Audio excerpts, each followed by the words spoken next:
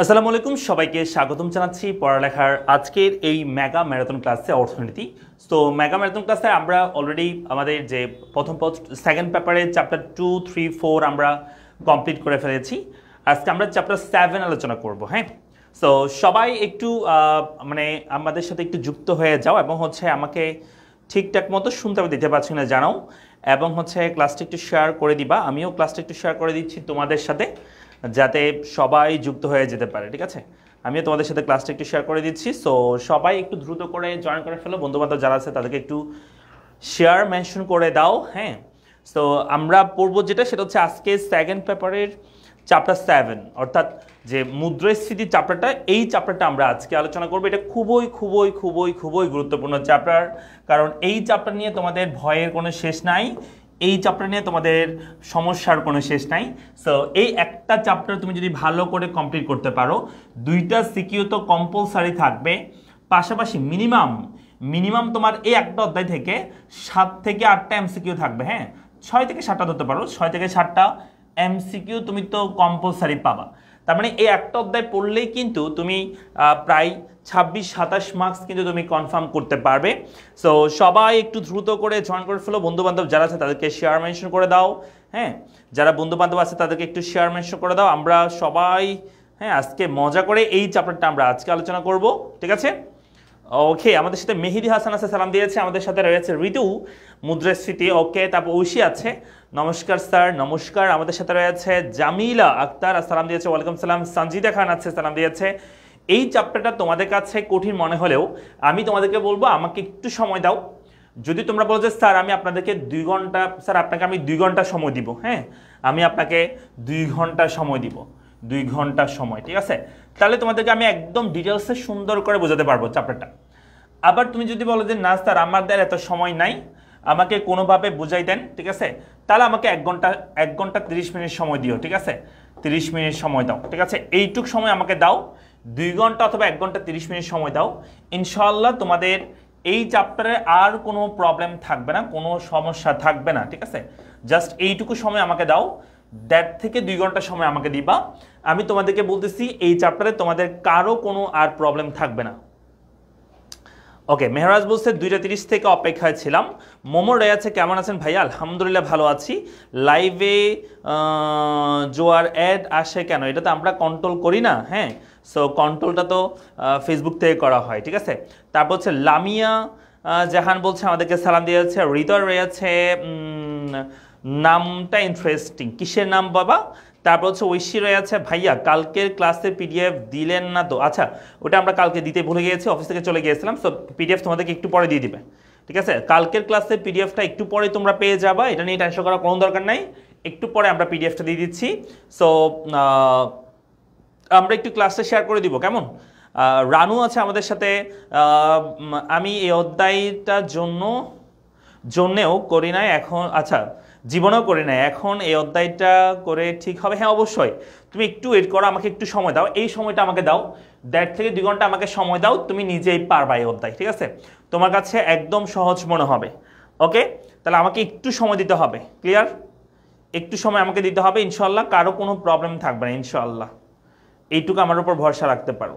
Just আমি একটু সময় নিচ্ছি, সবাই একটু শেয়ার মেনশন করে দাও। প্রায় 250 জন শিক্ষার্থী আমাদের সাথে যুক্ত হয়ে গিয়েছে অলরেডি। একটু সবাই শেয়ার করে দিও, একটু শেয়ার করছে অলরেডি আমাদেরকে 15 জনের মতো প্রায় শিক্ষার্থী। আমি কয়জন শেয়ার করবে সেটা বলতেছি না, তোমরা নিজে থেকে করে দাও। ঠিক আছে, নিজে থেকে করো। আমরা কি করব যে তোমাদের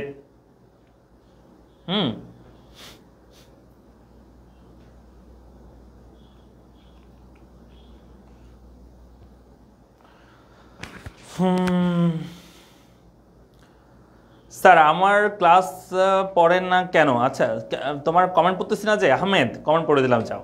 ইসরাত জাহান আছে, সালাম দিয়েছে, ওয়ালাইকুম সালাম। তারপর হচ্ছে মিসমি আছে আমাদের সাথে। ভাইয়া ক্লাস শুরু করে দেন। হ্যাঁ শুরু করে দিচ্ছি, সবাই একটু শেয়ার করে শেয়ার ডান লিখো কমেন্ট বক্সে, আমি এখনই শুরু করে দিচ্ছি, কেমন? সবাই একটু শেয়ার করে শেয়ার ডান লিখো কমেন্ট বক্সে, আমি এখনই ক্লাসটা শুরু করে দিচ্ছি। ওকে, সবাই একটু শেয়ার করে শেয়ার ডান লিখো কমেন্ট বক্সে। আমরা প্রায় 300 স্টুডেন্ট আমাদের সাথে যুক্ত হয়ে গিয়েছি। সো একটু সময় নিচ্ছি আমরা, জাস্ট 2-1 মিনিট সময়, তোমরা একটু শেয়ার করে দাও, শেয়ার করে কমেন্ট বক্সে শেয়ার ডান লিখো। উম্মে হাবিবা আছে, ভাইয়া আগের ক্লাসগুলো পিডিএফ প্লিজ দেন। হ্যাঁ, আগের ক্লাসগুলো পিডিএফ তোমাদেরকে একটু পরে গ্রুপে দিয়ে দেওয়া হবে, একটু ওয়েট করো তোমরা, একটু পরে তোমাদের গ্রুপে দিয়ে দেওয়া হবে। হ্যাঁ, তারপর হচ্ছে কামরুন নাহার আছে, এটা কি সাজেশন ক্লাস? জি অবশ্যই। তারপর হচ্ছে তাহসিনা তাহির রয়েছে, সালাম দিয়েছে আমাদের সাথে। সাইরা রহমান আছে, স্যার ইজিউনিস বই, ইজিউনিসটা পড়বো নাকি র্যাপিড বুকটা পড়বো? ইজিউনিস বইটা পড়লে চলবে, কেমন? তারপর হচ্ছে কামরুন নাহার আছে, সালাম দিয়েছে। ওকে, আমরা সবাই একটু সবাই শেয়ার করি, শেয়ার ডান লিখো কমেন্ট বক্সে। আমি শুরু করে দিচ্ছি টপিক, এই চ্যাপ্টারের টপিক আমি শুরু করে দিচ্ছি। সবাই একটু শেয়ার করে শেয়ার ডান লিখবা। হ্যাঁ, সবাই একটু শেয়ার করে শেয়ার ডান লিখবা। আমি চ্যাপ্টারের টপিক শুরু করে দিচ্ছি। সো প্রথমত এই চ্যাপ্টার থেকে কি কি জ্ঞানমূলক প্রশ্ন তোমাদের আসতে পারে, সো এগুলো এখানে দেওয়া আছে। তোমরা একটু অবশ্যই এই জ্ঞানমূলক প্রশ্নগুলো বাসায় অন্ততপক্ষে দেখে যাবা পরীক্ষার আগে। হ্যাঁ, 2 নম্বর হচ্ছে অনুধাবনমূলক যে প্রশ্নগুলো তোমাদের আসতে পারে, এই 6টা প্রশ্ন একটু ভালো করে দেখবা। আশা করি এখান থেকে তোমাদের এই চ্যাপ্টার অনুধাবন প্রশ্ন কমন পড়বে। আর সৃজনশীল প্রশ্নের জন্য কি কি দেখবা দেখো এখানে। প্রথমত মুদ্রাস্ফীতির পরিমাণ কি করো, নির্ণয় করো। এটা হচ্ছে চাহিদা বিজনিত মুদ্রাস্ফীতি বা সূত্রের সাহায্যে এটা মুদ্রাস্ফীতিটা করতে হইতে পারে, মানে চাহিদা বিজনিত মুদ্রাস্ফীতি যেটা চিত্র সেখান থেকে সূত্রের সাহায্যে করতে হইতে পারে। 2 নম্বর সূচক সংখ্যা গঠন পদ্ধতিতে মুদ্রাস্ফীতি নির্ণয়। 3 নম্বর ভোক্তার দাম সূচক, উৎপাদকের দাম সূচক, মুদ্রাস্ফীতির কারণ এবং প্রতিকার উপায়। এই টপিকগুলো কম্পালসারি তোমাকে দেখতে হবে, কারণ এই টপিকগুলো দেখলেই তুমি 2টা সিকিউ কম্পালসারি কমন পাবা। হ্যাঁ, আচ্ছা 1, 3, 4, 7 পড়লে 7টা সিকিউ আসবে। হ্যাঁ, 7টা সিকিউ অবশ্যই আসবে, তবে তুমি এই 4টা অধ্যায় থেকে তো মিনিমাম 8টা সিকিউ আসবে। সো তুমি সেখানে হচ্ছে কতটুক পারফরমেন্স করতে পারতেছো সেটা তার উপর ডিপেন্ড করতেছে আর কি। কেমন? মিনিমাম তো এই অধ্যায়গুলোর উপর মিনিমাম তো কয়টা সিকিউ আসবে।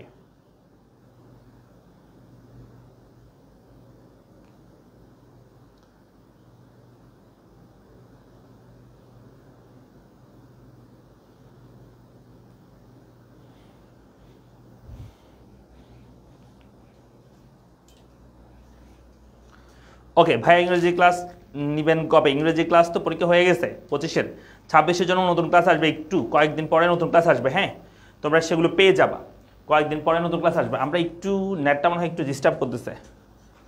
নেট কি আমার ডিস্টার্ব করতেছে না তোমাদের হচ্ছে?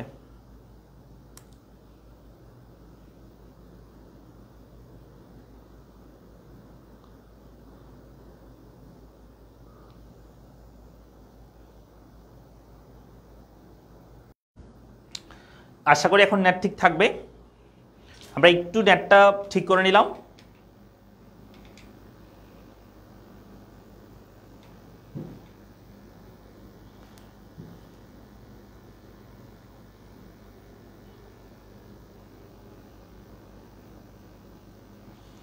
ওকে, আমরা নেটটা একটু ঠিক করে নিয়েছি, চলো আমরা শুরু করি। দেখো তাহলে সৃজনশীলের জন্য এই টপিকগুলো তোমরা একটু ভালো করে দেখবা। আমরা চলো শুরু করি, আস্তে আস্তে একটা একটা করে আমরা পড়বো।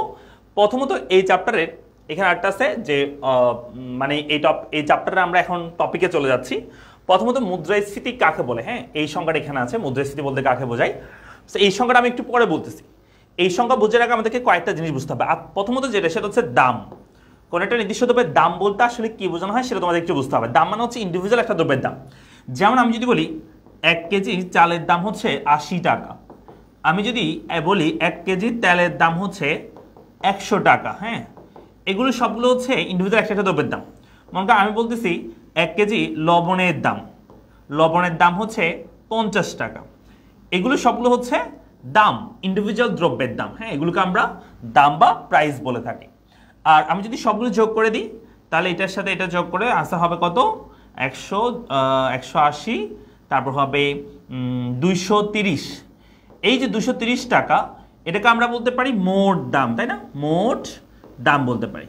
আর আমি যদি বলি গড় দাম বের করে দেখি, গড় দাম, তাহলে 3টা দ্রব্য মিলে যদি 230 হয় এবং আমি যদি 3 দিয়ে ভাগ করে দিই তাহলে আমাদের গড় দাম বের হবে। তাহলে 230কে তুমি যদি ভাগ করে দাও, হ্যাঁ, তাহলে 230 ডিভাইডেড বাই 3, তাহলে আনসার হবে 76.67। তাহলে আনসার হচ্ছে 76.67। এটা হচ্ছে আমাদের গড় দাম। এই গড় দামটারই আরেক নাম হচ্ছে দামের স্তর। কি বলো? দামের স্তর। দামের স্তর মানে হচ্ছে একটা অর্থনীতিতে যত দ্রব্য থাকবে, দামের স্তরকে আমরা পি দ্বারা প্রকাশ করি, তবে এই পি দ্বারা বোঝাচ্ছে প্রাইস লেভেল বা আমরা বলতে পারি যে মুদ্রাস্ফীতির প্রাইস লেভেল বা দাম স্তর বলতে পারি। হ্যাঁ, তো দাম স্তর বলতে যেটা বোঝানো হয়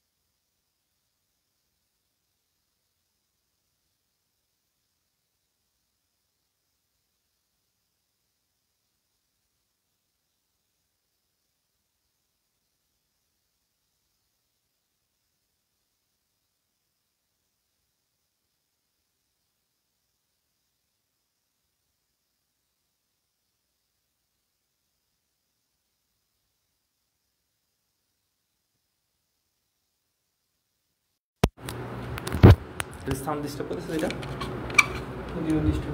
হ্যাঁ হেডফোনের জায়গা আসতেছে পারবো এটা লাগানো হাটে দেখো তো।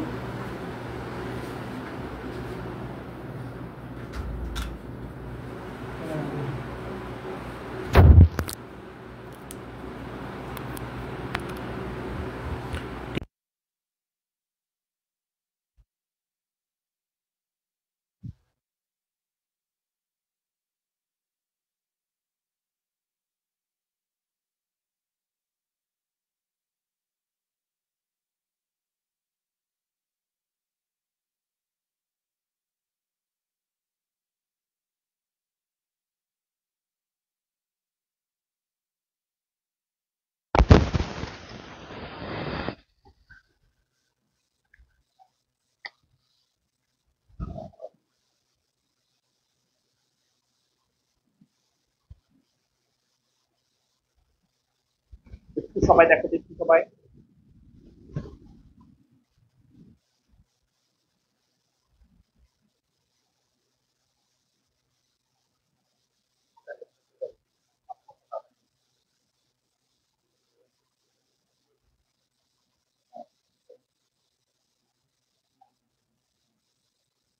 একটু সবাই চেক করো তো, একটু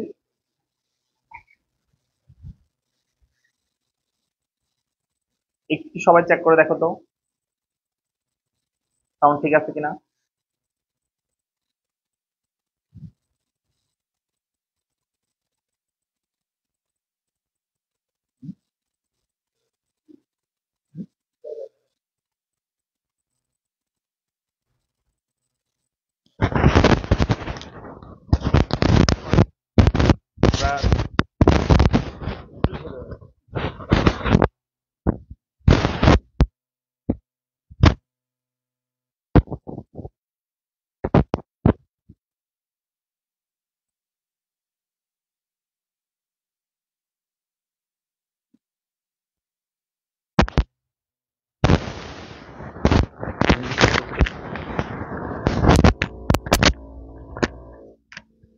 ইয়ারিস্টা করতে না, ইয়ারিস্টা করতে না, বারবার আসতে যাচ্ছে অনলাইন করে দাও তো আবার।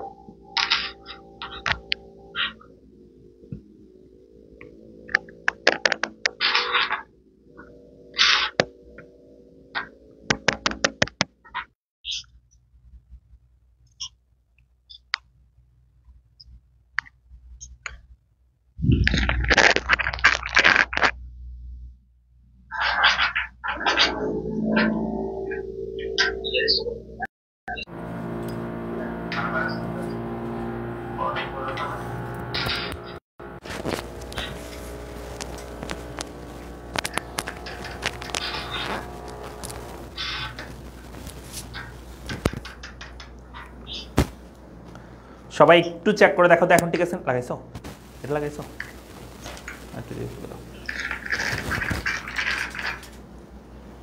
একটু সবাই দেখো তো এখন ঠিক আছে কিনা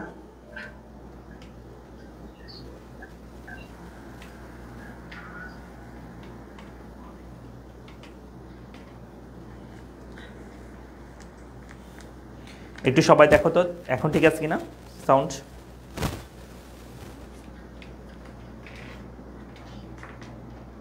সবাই একটু চেক করে দেখো তো এখন ঠিক আছে লাগাইছো এটা লাগাইছো তো নয়েজ হচ্ছে মনে হচ্ছে একটু সবাই দেখো তো এখন ঠিক আছে কিনা একটু সবাই চেক করো সবার ঠিকঠাক সব ঠিকঠাক কিনা একটু জানাও এখন সব ঠিক আছে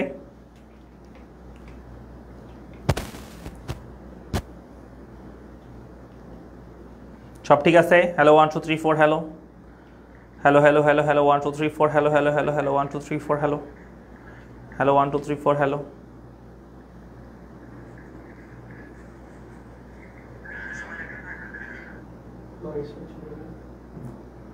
1 2 3 4 হ্যালো হ্যালো হ্যালো ওকে আশা করি ঠিক আছে এখন ফাইন সো আমি আবার একবার বলে আসতেছি আমি মনে হয় তোমাদেরকে হারাই ফেলছিলাম ঠিক আছে সো আবার একবার আমি একটু প্রথম থেকে বলে আসি যেহেতু তোমরা মিস করে ফেলছো বিষয়টা ঠিক আছে সো আমি একটু প্রথম থেকে আবার একবার বলে আসি তোমরা কটটুক পাইছিলা আমাকে একটু বলবা কটটুক পাইছিলা আচ্ছা আমি আবার একবার বলে আসতেছি সব কিছু ঠিক আছে আবার একবার বলে আসতেছি শোনো আমি বলছিলাম যেটা সেটা হচ্ছে আমি বলছিলাম দাম মানে হচ্ছে ইন্ডিভিজুয়াল কোন একটা দ্রব্যের দাম যেমন ধরো চালের দাম 80 টাকা তেলের দাম 100 টাকা লবণের দাম 50 টাকা হচ্ছে ইন্ডিভিজুয়াল দামকে আমরা বলি এই যে ইন্ডিভিজুয়াল কোন একটা দ্রব্যের দাম এটাকে আমরা বলি দাম এটাকে আমরা কি বলি এটাকে আমরা কি বলি দাম বলে থাকি হ্যাঁ এটাকে আমরা দাম বলে থাকি আর আমি যদি বলি মোট দাম কি হবে এগুলো সব যোগ করলে হবে মোট দাম আর সেই দাম হচ্ছে 230 টাকা আমি যদি বলি গড় দাম বের করতে একটু গড় দাম মানে হচ্ছে ওই 230 কে আমি যদি 3 দিয়ে ভাগ করে দিই যেহেতু 3টা দ্রব্য ছিল 3 দিয়ে ভাগ করে দিচ্ছি তাহলে আনসার হচ্ছে 76.67 এটা হচ্ছে গড় দাম এই গড় দামের নামই হচ্ছে দামের স্তর তাহলে দামের স্তর কাকে বলে বুঝছো তো দামের স্তর মানে হচ্ছে গড় দামকে বোঝায় এটা একটা সামষ্টিক অর্থনীতি বিষয় আর এটা হচ্ছে ব্যষ্টিক অর্থনীতি বিষয় কেমন কারণ এটা ইন্ডিভিজুয়াল কোন একটা জিনিস নিয়ে কথা বলে আর এই দামের স্তরটা সামগ্রিক সব জিনিসের গড় দাম নিয়ে কথা বলে ওটা আমি বলছিলাম যে কোনটা ব্যষ্টিক কোনটা সামষ্টিক কেমনে বুঝবো যদি কোনো একটা অবস্থায় পি বলে দেয় তাহলে সেটা তারা দাম বুঝবো নাকি দামের স্তর বুঝবো আচ্ছা হচ্ছে সেই পিটা যদি ব্যষ্টিক অর্থনীতি খাতে ইউজ হয় সেই পি দ্বারা আমরা দামকে বুঝবো এখন স্যার কখন বুঝবো যখন আমরা অর্থনীতির প্রথম পত্র হ্যাঁ প্রথম পত্রের 1 থেকে 8ম অধ্যায় প্রথম পত্রের 1 থেকে 8ম অধ্যায় যখন পড়বো তখন সেটা হচ্ছে ব্যষ্টিক অর্থনীতি বিষয় আর পি দ্বারা দামের স্তরকে নির্দেশ করবে কখন যখন আমরা প্রথম পত্র এর 9ম 10ম অধ্যায় আলোচনা করব এবং আমরা যদি পুরো দ্বিতীয় পত্র নিয়ে কথা বলি পুরো দ্বিতীয় পত্রটা হচ্ছে সামষ্টিক অর্থনীতি বিষয় এবং হচ্ছে প্রথম পত্রের 9ম 10ম অধ্যায় এই দুটো অধ্যায় হচ্ছে সামষ্টিক অর্থনীতি বিষয় ক্লিয়ার যারা যুক্ত হতে পারে না বা চলে গিয়েছে তাদেরকে একটু শেয়ার মেনশন করে দাও ঠিক আছে চলে আসার জন্য সবাই একটু শেয়ার মেনশন করে দাও যাদের চলে গেছে যারা তারা যেন চলে আসতে পারে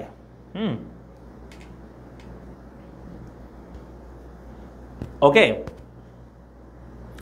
ওকে তাহলে আমরা কি বলছি দাম মানে হচ্ছে ইন্ডিভিজুয়াল একটা দ্রব্যের দাম আর দামের স্তর মানে হচ্ছে গড় দাম ওকে দাম দ্বারা আমরা এটা ব্যষ্টিক অর্থনীতির বিষয় আর দামের স্তর হচ্ছে সামষ্টিক অর্থনীতির বিষয় তাহলে আমরা দুইটা টপিক পড়লাম একটা হচ্ছে দাম একটা হচ্ছে দামের স্তর গেল আর এই দুটো নিয়ে কোনো কথা বলবো না এখন আমরা আর দুইটা জিনিস নিয়ে কথা বলবো ঠিক আছে আর দুইটা জিনিস নিয়ে আমরা কথা বলবো এক নম্বর আমরা যেটা নিয়ে কথা বলবো সেটা হচ্ছে অর্থ হ্যাঁ অর্থ যেটাকে আমরা বলে থাকি মুদ্রা অর্থ বা মুদ্রা মানে কি যা কিছু বিনিময়ের মাধ্যম সঞ্চয়ের বাহন এবং মূল্যের পরিমাপক হিসেবে কাজ করে তাকে আমরা বলি যে অর্থ বা মুদ্রা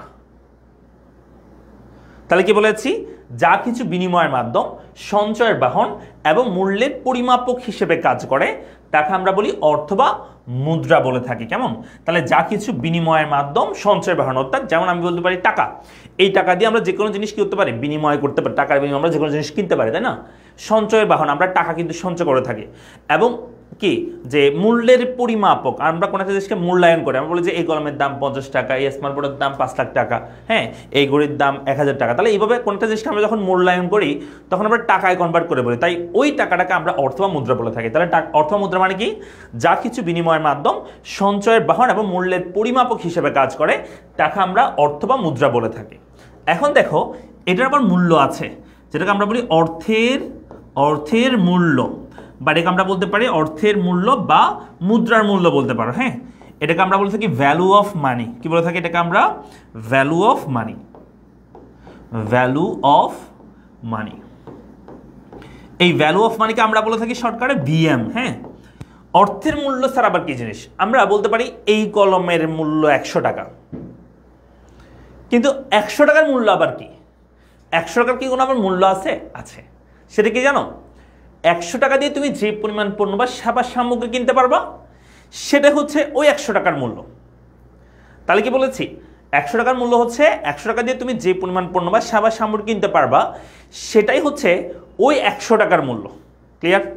তাহলে একটা নির্দিষ্ট পরিমাণ অর্থ দ্বারা যেই পরিমাণ দ্রব্য বা সেবা সামগ্রী ক্রয় করা যায়, তাকে আমরা বলি সেই পরিমাণ অর্থের মূল্য।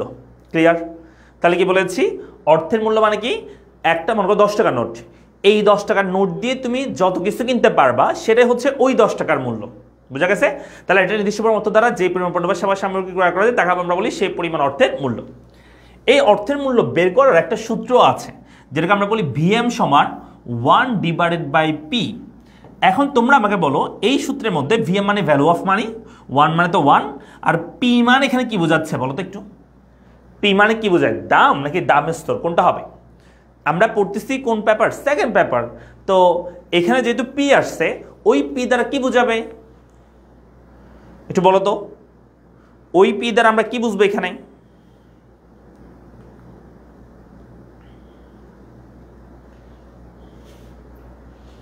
ওই পি দ্বারা আমরা কি বুঝতেছি এখানে?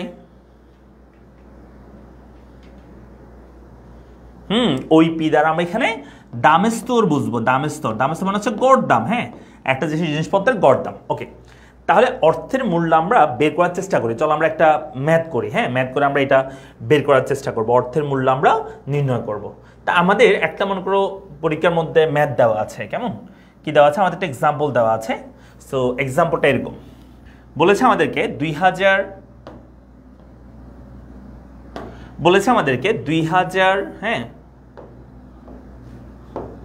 2020 সালে বাংলাদেশের জিনিসপত্রের দামের স্তর দেওয়া আছে।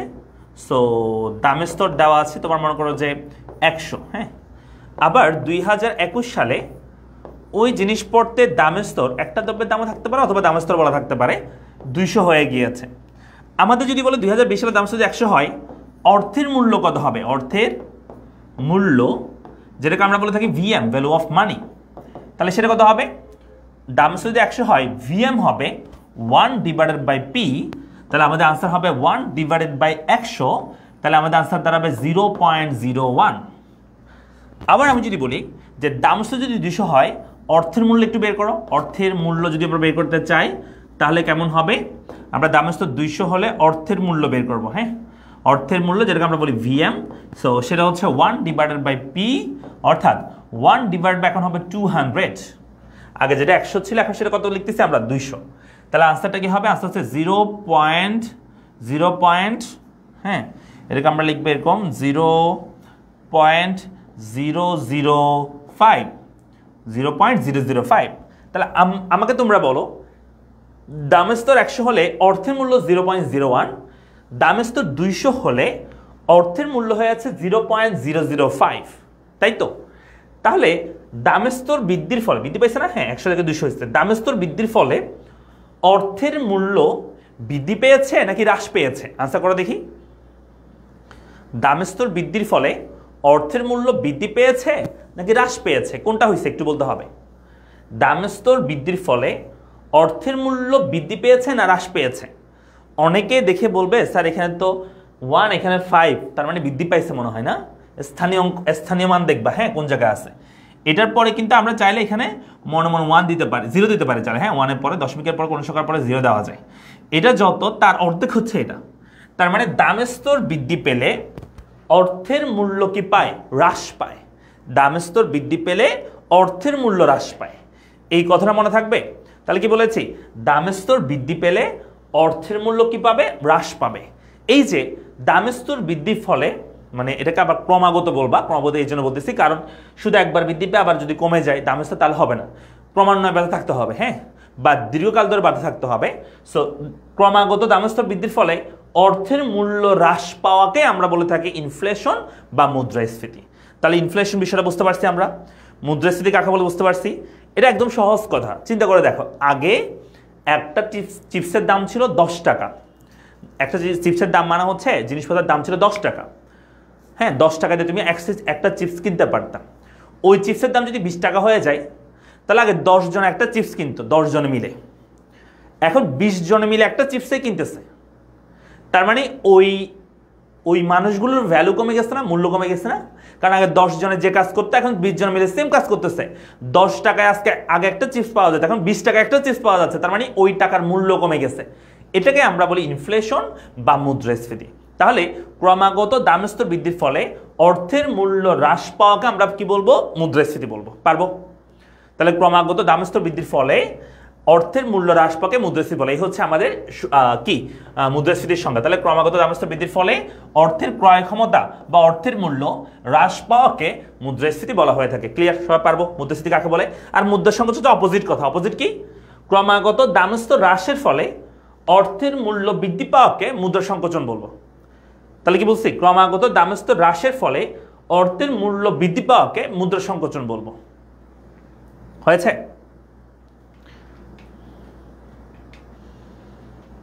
পারবো? ওকে, চলে আসি আমরা এরপর। এখানে আমরা এতক্ষণ যা বলছি সেগুলো এখানে সংজ্ঞাটা এখানে ছিল, হ্যাঁ, এখানে সংজ্ঞাটা আছে। এরপরে মুদ্রাস্ফীতির আরও কিছু সংজ্ঞা এখানে দিয়েছে, যেমন এই তিনটার সঙ্গে একটু মনে রাখবা। যেমন অর্থনীতিবিদ ক্রাউথার অর্থনীতিকে মানে মুদ্রাস্ফীতি কাকে বলেছেন, এবং কুলবন কি বলেছে, তারপর হচ্ছে হট্টে কি বলেছে, হ্যাঁ, এগুলো মনে রাখবা। এই জন্য কারণ এমসিকিউতে এই তিনটা থেকে প্রশ্ন আসে। যেমন ক্রাউথার বলেছে মুদ্রাস্ফীতি হলো এমন একটা অবস্থা যখন অর্থের মূল্য ক্রমাগত হ্রাস পায় এবং দ্রব্যমূল্য বৃদ্ধি পায়। অন্যদিকে অর্থনীতিবিদ কুলবন বলেছে মুদ্রাস্ফীতি হলো এমন একটি পরিস্থিতি যেখানে অত্যধিক পরিমাণ অর্থ অতি সামান্য পরিমাণ দ্রব্যের পশ্চাতে ধাবিত হয়। এটাকে বলেছে কুলবন। তারপরে হচ্ছে অর্থনীতিবিদ হট্টে বলেছেন, হট্টে, ঠিক আছে। তো হট্টে বলেছে যে অত্যাধিক অর্থের প্রচলনকে, দেখো আমরা চট্টগ্রামের ভাষায় হচ্ছে যে টমেটোকে বলি হট্টাবায়ন, হ্যাঁ, হট্টাবায়ন মানে হচ্ছে টমেটো, ঠিক আছে। সো এই টমেটো কিন্তু পচে যায়, ঠিক আছে। এই যে এটাকে মনে রাখবা, এই যে প্রচলনকে বলা হয় মুদ্রাস্ফীতি, হ্যাঁ, অত্যাধিক অর্থের প্রচলনকে মুদ্রাস্ফীতি বলে। তাহলে হট্টে পচে যাওয়ার কথা, হট্টে টমেটো যেমন পচে যায়, হ্যাঁ, হট্টাবায়ন পচে যায়, ঠিক আছে। সো এটা দিয়ে মনে রাখবে এই সংজ্ঞাটা। তাহলে এটা পরীক্ষা এটা দিয়ে দিবে যে এই সংজ্ঞাটা কে দিচ্ছে, তাহলে তোমাকে এটা বলতে হবে, অথবা এ কি সংজ্ঞা দিচ্ছে, ঠিক আছে। তাহলে তোমাকে মনে রাখতে হবে এই তিনটা সংজ্ঞা, ভালো করে একটু মনে রাখবা। আর দামের স্তর কি সেগুলো এখানে আমি অলরেডি ডিসকাস করে ফেলেছি তোমাদেরকে, সেটা একটু দেখবা আর কি এখানে কীভাবে লিখছে। ওকে, আমি অলরেডি ডিসকাস করছি। তারপর অর্থের মূল্য কি এটা আমি ডিসকাস করছি, যে ভিএম সমান কি সেটা আমি ডিসকাস করছি, অলরেডি কমপ্লিট। এখন আমরা যেটা করবো সেটা হচ্ছে মুদ্রাস্ফীতির হার নির্ণয় করবো। কেমন আমরা ইনফ্লেশন রেট বের করব। যেমন আমরা দেখি যে নিউজ পেপারে আসে যে এই মাসে বাংলাদেশে ইনফ্লেশন রেট 10%। ইনফ্লেশন রেট 10%, এটা আসলে কেমনে বের করে, বা মুদ্রাস্ফীতি হার 10% এটা কেমনে বের করে? এটা তারা আসলে কি বোঝা জানো? আগে যে জিনিসের দাম 100 টাকা ছিল এখন সেটা 110 টাকা হয়ে আছে। অর্থাৎ পূর্ববর্তী বছরের তুলনায় এই বছর 10 টাকা দাম বেড়েছে। এটাকে আমরা বলি ইনফ্লেশন রেট বা মুদ্রাস্ফীতির হার। মনে থাকবে?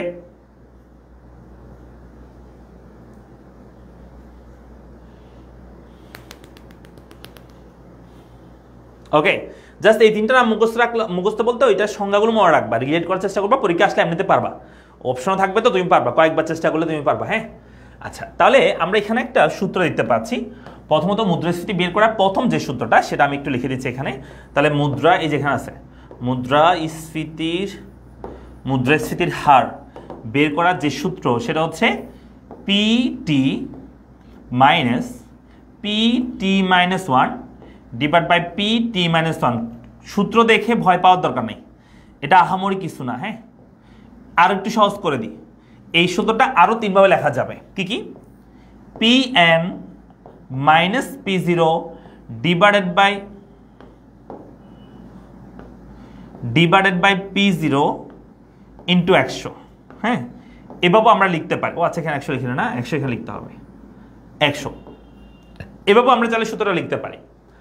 আরেকটা ওয়ে আছে এটা লেখার সূত্র, সেটা হচ্ছে P1 minus P0 divided by P0 into 100, এভাবে লেখা যেতে পারে।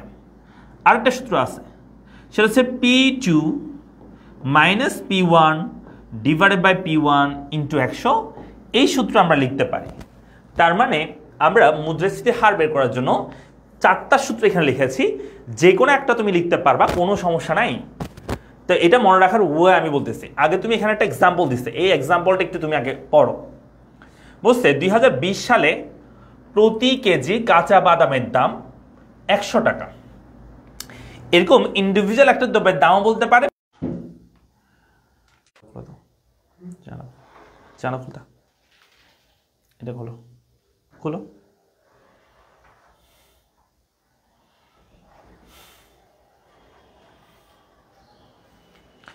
ইলেকট্রিসিটি চলে গেছে। হ্যাঁ, আমি হটস্পট দিছি।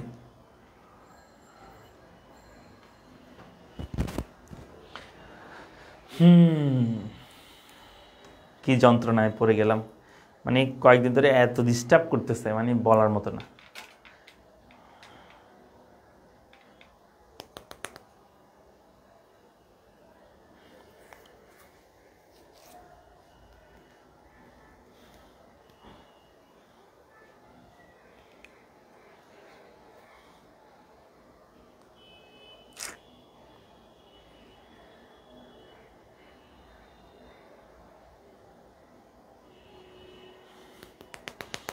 কারেন্ট চলে গেছে।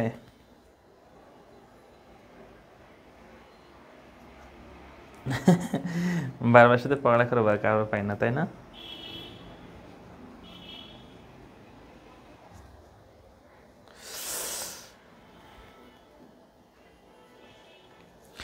আমাদের ইলেকট্রিসিটি চলে গেছে। হ্যাঁ, শোনা যাবে আমার কথা, কিন্তু তো মানে কোথায় পড়াবো? একটা হোয়াইট বোর্ড নিয়ে আসতে পারলে ভালোই তো, হোয়াইট বোর্ডের মধ্যে পড়া দিতে পারতাম। হ্যাঁ,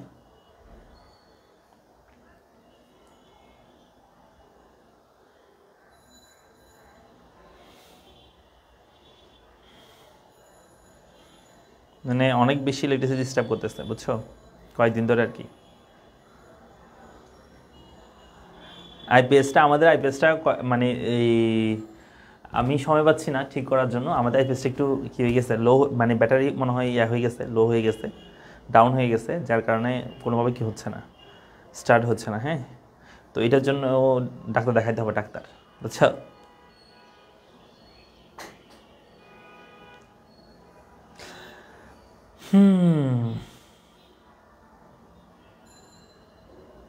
আচ্ছা, আমরা হচ্ছে ইলেকট্রিসিটি আসলে আবার শুরু করব ক্লাস, ঠিক আছে? তোমরা থাকো, একটু অ্যাক্টিভ থাকিও। হোয়াটসঅ্যাপে আমি লিঙ্ক দিয়ে দিব, এবং হচ্ছে আমাদের পেজও আমরা জানাই দিব, ঠিক আছে? আমরা আসলে শুরু করব।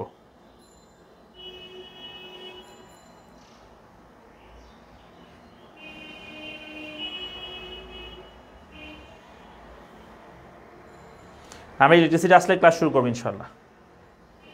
ওকে সাজ্জাদ, একটু ইয়া করো। আমরা ইলেকট্রিসিটি আসলে ক্লাস আবার শুরু করবো, ঠিক আছে? ওকে।